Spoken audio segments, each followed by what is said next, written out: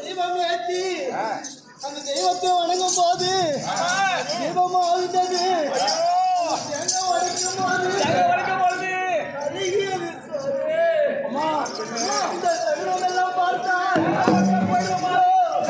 நல்லதுக்கு இல்லை. நீங்களும் அந்த என்று சொல்லக்கூடிய அந்த பூமிக்கு படுகளத்துக்கு போக வேண்டாம் சுவாமி.